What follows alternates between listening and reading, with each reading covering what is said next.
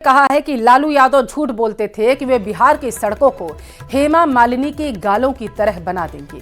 वो तो नहीं बना पाए, लेकिन मैं आपको विश्वास दिलाता हूं कि कालका जी के सुधार कैंप के सामने वाली, अंदर वाली सभी सड़कों को प्रियंका गांधी के गालों की तरह बना देंगे। कालका जी भी सुधार कैंप के सामने वाली, बराबर वाली, अंदर वाली सारी की सारी सड़कें प्रियंका गांधी के गाल जैसे जरूर बना देंगे। लालू ने कहा था बिहार में कि बिहार की सड़कों को मैं हेमा मालिनी जी के गालों जैसे बना दूंगा।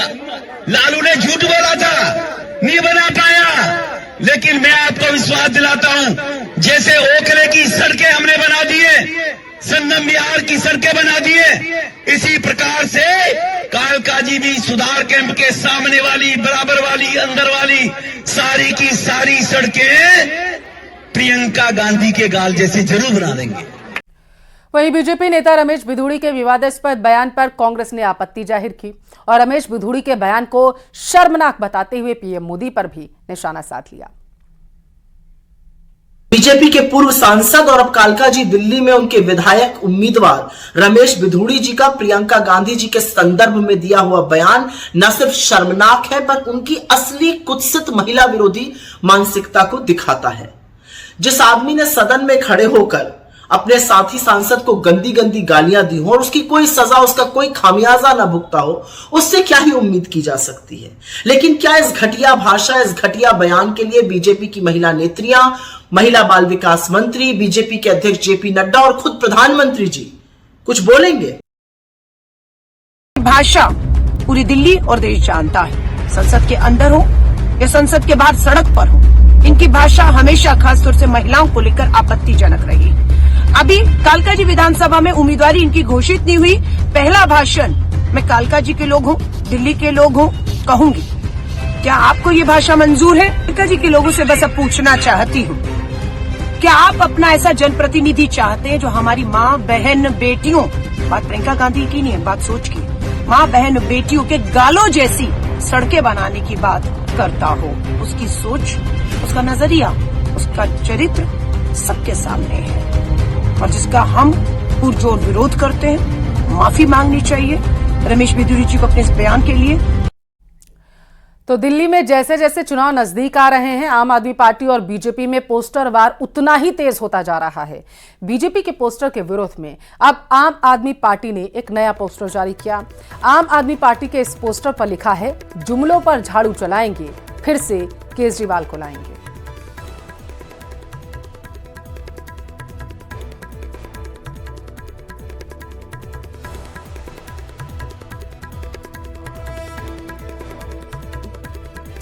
तो आपको बता दें कि इससे पहले बीजेपी ने भी आम आदमी पार्टी पर निशाना साधते हुए दरअसल एक पोस्टर जारी किया था, जिसमें लिखा था, दिल्ली से आपदा जाएगी, भाजपा फिर से आएगी। बीजेपी के इस पोस्टर के साथ दिल्ली की 2 तस्वीरों को भी दिखाया गया था।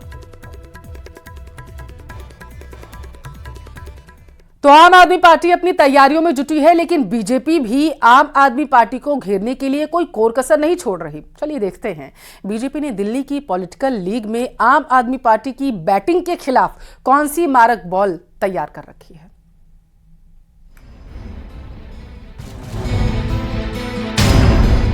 दिल्ली के राजनीतिक अखाड़े में इस वक्त एक से बढ़कर एक दांव चले जा रहे हैं।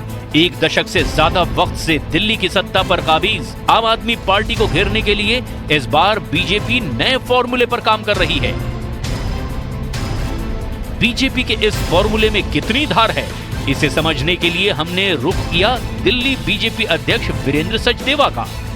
दिल्ली में इस चुनाव का सबसे बड़ा जो मुद्दा है वो धोखा है जो अरविंद केजरीवाल ने दिल्ली की जनता को दिया है। वो भ्रष्टाचार है जो अरविंद केजरीवाल ने दिल्ली की जनता को लूट के किया है। वो दिल्ली की बदहाली है जहां दिल्ली वाले एक एक बूंद पानी के लिए तरसते हुए दिखाई दिए हैं या गंदा पानी पीने को मजबूर हुए हैं। लेकिन इस बार बीजेपी के तरकश में आम आदमी पार्टी के खिलाफ एक यही तीर नहीं है।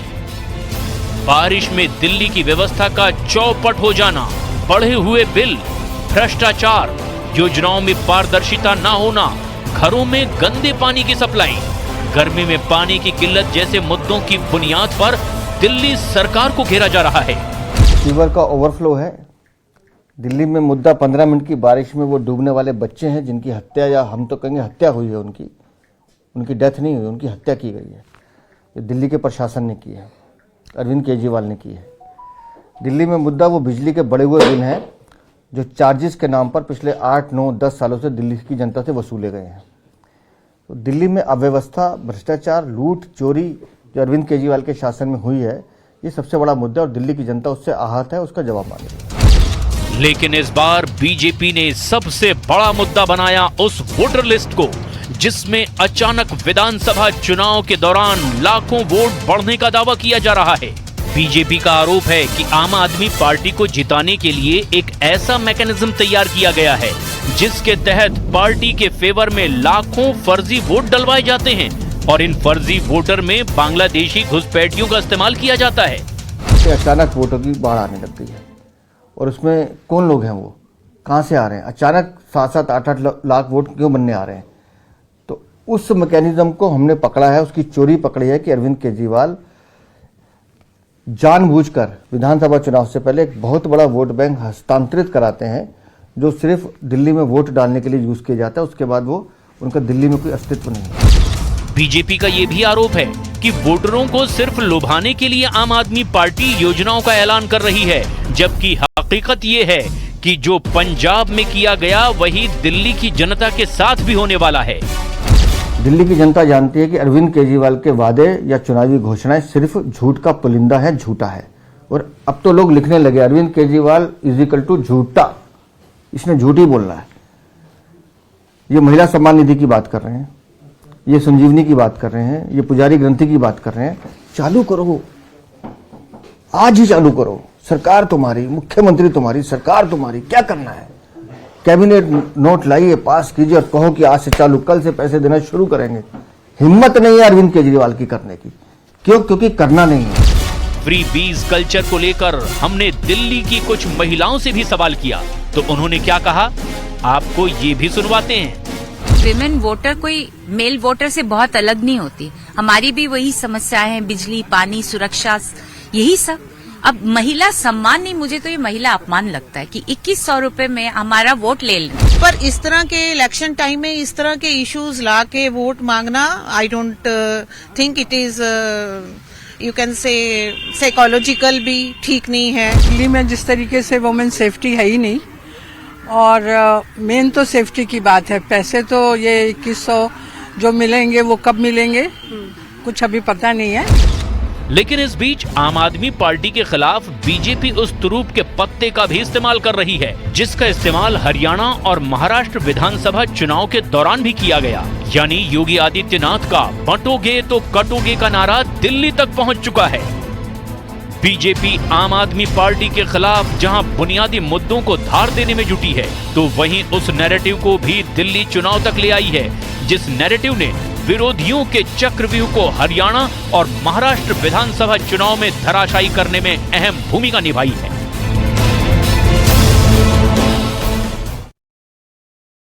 पंद्रह साल तक दिल्ली की सत्ता पर रहने वाली कांग्रेस आखिर विधानसभा चुनाव में क्या तैयारी कर रही, वो कैसे राजनीतिक तकदीर संवारेगी अपनी, ये समझने के लिए दिल्ली पॉलिटिकल लीग की इस रिपोर्ट को आपको जरूर देखना चाहिए।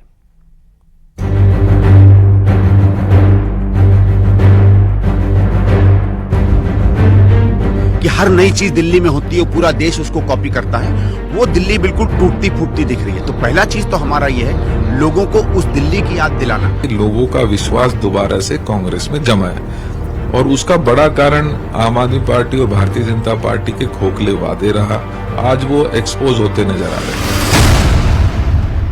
क्या दिल्ली विधानसभा चुनाव में खुलेगा कांग्रेस का खाता? क्या दिल्ली में पुराना रसूख हासिल कर पाएगी कांग्रेस? क्या है दिल्ली चुनाव को लेकर कांग्रेस की रणनीति? कांग्रेस दिल्ली की सियासत में उस अतीत की तरह हो चुकी है जिसे किताबों में पढ़ा जाता है। लेकिन 2024 के लोकसभा चुनावों के बाद से इसी तस्वीर के बदलने की कोशिश शुरू की जा चुकी है। दिल्ली की राजनीति में रसातल में पड़ी कांग्रेस को संजीवनी देने की कोशिश की जा रही है। उस कांग्रेस को दिल्ली में जीवित करने की कोशिश की जा रही है, जिसने बीते एक दशक से दिल्ली की राजनीति में एक भी सीट का मुंह नहीं देखा है। और सबसे पहले कांग्रेस उस क्रेडिबिलिटी को हासिल करना चाहती है जो बीते एक दशक में पार्टी ने खो दी है। देखो साहब, ऐसा है, दिल्ली ने 10 साल एक शासन देखा है जिसमें उसने बिल्कुल देखा कि विकास गायब हो गया, काम गायब हो गया। ठीक है, कुछ चीजें सस्ती कर दी उन्होंने, वो भी सरकार की सर्विस की चीजें। उसके बाद नया कुछ नहीं हो पाया। दिल्ली जो एक पहचान बन गई थी इस देश में कि हर नई चीज दिल्ली में होती है, पूरा देश उसको कॉपी करता है, वो दिल्ली बिल्कुल टूटती फूटती दिख रही है। तो पहला चीज तो हमारा ये है, लोगों को उस दिल्ली की याद दिलाना जो आज लोगों के जहन में है, जिससे क्या होगा कि कांग्रेस की जो क्रेडिबिलिटी थोड़ी कम हो गई थी, हम उसको सशक्त करें। कांग्रेस इस बार दिल्ली में नई ऊर्जा के साथ चुनाव लड़ने का दावा कर रही है। पार्टी का कहना है कि कांग्रेस का जो मॉडल और जो नीतियां दूसरे राज्यों में सफल रही, उन मॉडल और नीतियों को दिल्ली में भी लाया जाएगा। हम 2 तरीके के हम वायदे लेकर आ रहे हैं। एक वो कि शीला जी के समय की जो दिल्ली थी, विकास होती हुई, बनती हुई, बढ़ती हुई दिल्ली, वो हम आज के संदर्भ में आपके सामने रखेंगे। और कुछ और ऐसी अच्छी सहूलियतें हैं, जैसे हमने कर्नाटक में दिया है, जैसे और जगहों पे दिया है, और राजस्थान में हम लोगों ने 25 लाख रुपए हर व्यक्ति के इंश्योरेंस की स्कीमें हैं, जो कांग्रेस ने स्कीमें इंप्लीमेंट की है। पार्टी का ये भी कहना है कि इस बार दिल्ली की राजनीति में नई रणनीति के तहत न सिर्फ प्रचार किया जाएगा, बल्कि एक एक कार्यकर्ता को जोड़कर दिल्ली की सियासी बिसात पर दांव चला जाएगा।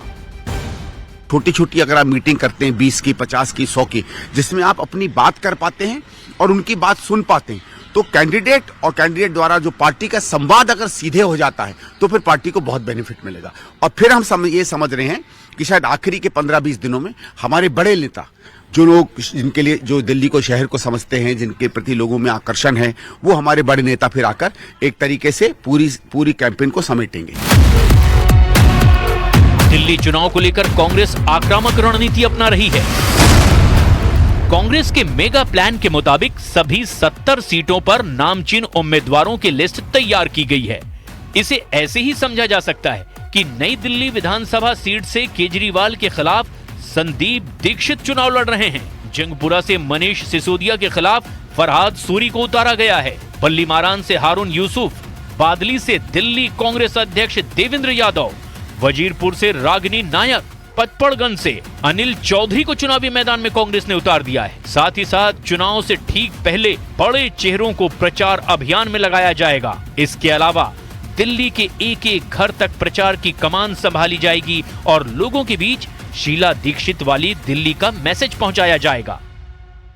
इस चुनाव में 2025 में दिख रहा है, जिसमें आम आदमी पार्टी ना पूरी तरीके से साफ होती नजर आ रही है, क्योंकि उन्होंने 11 सालों में सिर्फ और सिर्फ झूठे वादे किए हैं, लोगों को धोखा देने का काम किया है, भ्रष्टाचार को बढ़ावा दिया है। और इसी प्रकार से भारतीय जनता पार्टी की जो पोल है, जो वो धर्म के नाम पर वोट मांगने का काम करती है, वो आज सबके सामने है। तो लिहाजा दिल्ली की जनता निश्चित ही कांग्रेस के आंकड़े आज चाहे भले ही नहीं बोलते हो, लेकिन दिल्ली की जनता का विश्वास निश्चित ही कांग्रेस के अंदर आया है। माहौल बदल रहा है, पूरे देश का बदल रहा है। 400 सीट पार का नारा लेकर गए थे, 300 का बहुमत नहीं मिला और आज एक मजबूत विपक्ष देश दिल्ली में हम बैठे हुए हैं। सो मुझे लगता है कि हालात अब बदल रहे हैं। दिल्ली बदलाव की तरफ अब देख रही है। दिल्ली देखना चाहती थी दोनों को। दिल्ली ने 10 साल आम आदमी और भाजपा, इनके नेताओं को, इनकी नीतियों को देख लिया है। अब वापस लौटेंगे दिल्ली के लोग कांग्रेस की ओर, ये मेरा पूरा विश्वास है।